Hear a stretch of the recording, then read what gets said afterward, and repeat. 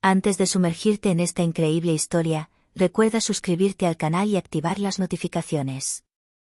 Aquí, cada historia tiene algo que decir, y no querrás perderte ni una. El sol se reflejaba en el agua del lago, deslumbrante y engañosamente tranquilo. Estaba allí, de pie en el muelle, viendo a mi nieto jugar a la orilla, cuando todo cambió en un instante.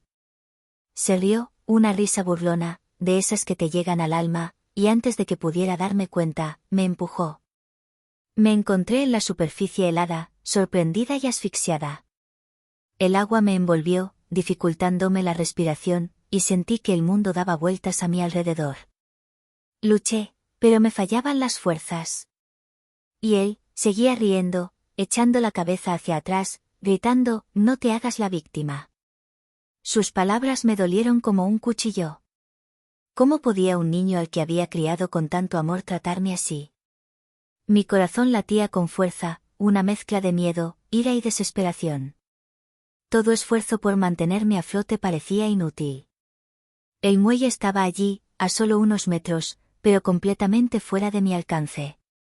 Pensé en su madre, en mi hijo, en todas las horas que pasé enseñándole a caminar, a hablar, a sonreír. Y ahora, este niño que había querido tanto parecía querer destruirme, castigarme por faltas que nunca había cometido.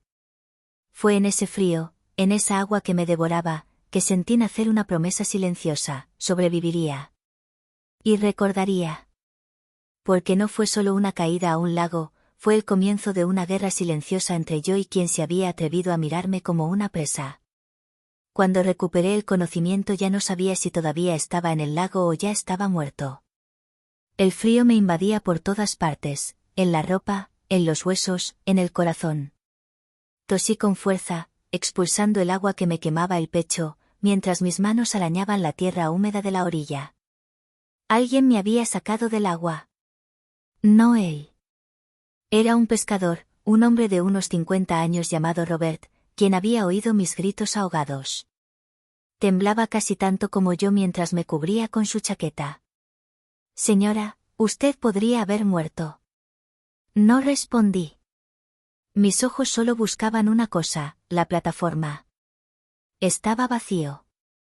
Mi nieto había desaparecido. En el hospital, los médicos hablaron de choque térmico, líquido en los pulmones y un corazón frágil. Las palabras me resbalaron sin tocarme. Lo que aún resonaba era su voz. «No te hagas la víctima». Cuando por fin llegó mi hijo Michael, no parecía preocupado. Solo molesto. «Mamá, siempre exageras». Esas palabras fueron más dolorosas que el agua helada. Le conté todo. La risa. El empujón. El lago. Suspiró, pasándose una mano por la cara. «Es un niño». Estaba bromeando. En ese preciso instante comprendí que no había caído ampliamente en un lago. Me había alejado de esa familia. Al día siguiente nadie vino a recogerme al hospital. No es mi hijo. No es mi hijastra. Ni siquiera un mensaje. Solo Emily, la enfermera de noche, me miró con inesperada ternura. «Sabes», ella dijo suavemente, «las personas mayores a menudo aprenden demasiado tarde que amar no es suficiente». Esas palabras plantaron una semilla en mí. De vuelta a casa, empapado, débil y humillado, abrí un cajón que no había tocado en años. Dentro, documentos, cartas, pruebas, y una verdad que nadie en mi familia conocía.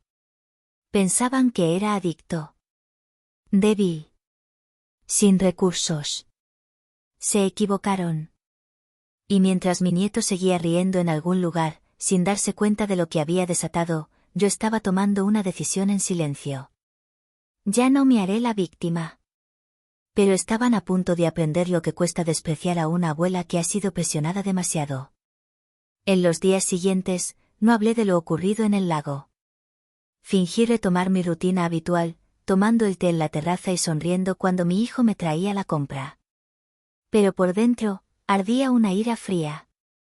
Sabía que ya no podía contar con ellos. Michael pensó que estaba siendo dramática. Su esposa, Jessica, Pensó que era demasiado frágil para reaccionar. Y mi nieto, Ethan, seguía sonriendo, ajeno a la gravedad de sus acciones. Eso fue lo que me dio ventaja. Cuando nadie espera nada, cada movimiento se vuelve estratégico. Empecé con cosas pequeñas. Detalles financieros, descuidos accidentales, información obtenida discretamente. ¿Quién tenía acceso a qué? ¿Quién hacía qué? Todo era una debilidad que podía convertir en una fortaleza. Y entonces llegó el primer paso en falso en mi familia. Michael le confió a Jessica, delante de mí, que siempre guardaba una pequeña reserva de ahorros para mis emergencias. Pero ella es demasiado mayor para arreglárselas sola, dijo riendo. Eso era exactamente lo que quería oír. Sonreí cortésmente, pero por dentro estaba furiosa. Acababa de revelar dónde se escondían mis fortalezas. Y yo iba a usarlas. Al día siguiente, invité a Ethan a ayudarme en el jardín. Aceptó con su arrogancia habitual, pensando que le estaba dando una tarea trivial. Pero lo guié a un lugar específico, cerca de una vieja caja enterrada que había escondido durante años. Cuando vio lo que le mostraba, me miró con una mezcla de curiosidad e incomprensión. Abuela, ¿qué pasa? Un tesoro, respondí suavemente, pero solo quien sabe respetar a los demás podrá encontrarlo. Esa simple mirada me llenó de satisfacción. Comprendí que la respuesta no necesitaba violencia. Sorpresa, estrategia y paciencia bastaban. Y mientras ellos continuaban subestimándome, comencé a tejer una red invisible a su alrededor. Cada sonrisa, cada palabra, cada gesto era una pieza del rompecabezas. Un día, estaría lista para enfrentarlos con su arrogancia. Y ese día comprenderían que empujar a alguien al agua nunca es una acción sin consecuencias. La primera llamada de pánico llegó un martes por la mañana. Michael habló demasiado rápido. Mamá, ¿no has visto los papeles? Llaman del banco. Dicen que algo ha cambiado. Sostuve el teléfono con calma, sentado junto a la ventana. El lago estaba lejos, pero su frío aún persistía en mí. ¿Qué papeles, cariño?, pregunté en voz baja. Silencio. Luego respiración nerviosa. Los que firmasteis, para ayudarnos. Ah. Ahí vamos. Acababan de darse cuenta de que algo ya no les pertenecía. La verdad es que la semana anterior lo había arreglado todo. Discretamente. Con la ayuda de un notario, un abogado, gente que aún me respetaba. Los poderes notariales habían sido revocados.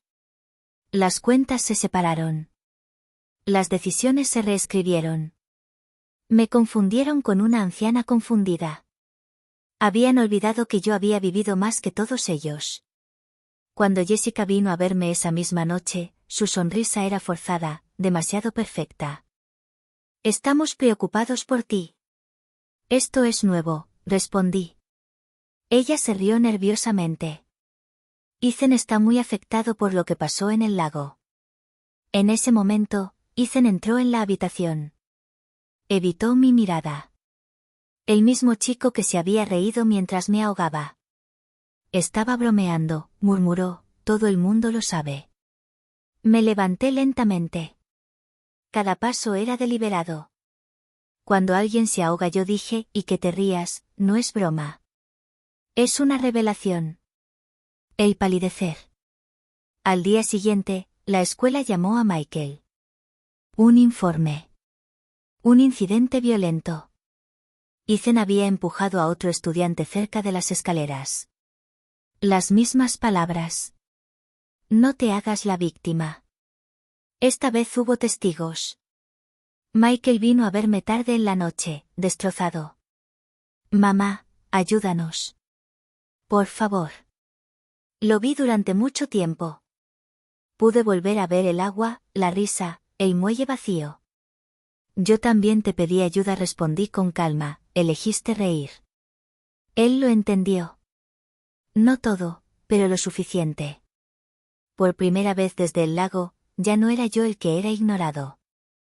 Yo era a quien temían perder. Y mientras ellos intentaban reparar lo que habían destruido, yo preparaba el paso final. No es una venganza ruidosa. Una lección. La casa estaba en silencio. Demasiado silencio. Incluso el tic-tac del reloj parecía contener la respiración. Michael, Jessica y Ethan estaban sentados en la sala como niños pillados en plena acción. Sus ojos me recorrieron, pero ninguno intentaba comprender realmente qué iba a pasar. Cerré la puerta con calma y dejé mi bolso sobre la mesa. Dentro, todos los documentos, todas las pruebas de lo que habían ignorado, desestimado o intentado robarme. Las cuentas, las herencias, las pólizas de seguro, todo estaba ahora bajo mi control. ¿Te acuerdas del lago?, pregunté. Mi voz era suave, gélida, casi un susurro. Ethan bajó la cabeza, incapaz de sostener mi mirada. Jessica se estremeció. Michael palideció. La risa que tuviste, Ethan, la misma risa que creías inocente, revelaba algo. Crees que puedes llamar débil a alguien simplemente porque ha envejecido. Pero la debilidad es una ilusión. Me acerqué. Cada paso resonaba como un veredicto. Lo que llamas problemas financieros, lo que crees que es tu control sobre mí, se acabó. He recuperado todo lo que creías poder controlar. Y no he hecho nada más que lo que me obligaste a hacer, sobrevivir. Estaban paralizados. Tenían los ojos abiertos y la garganta apretada.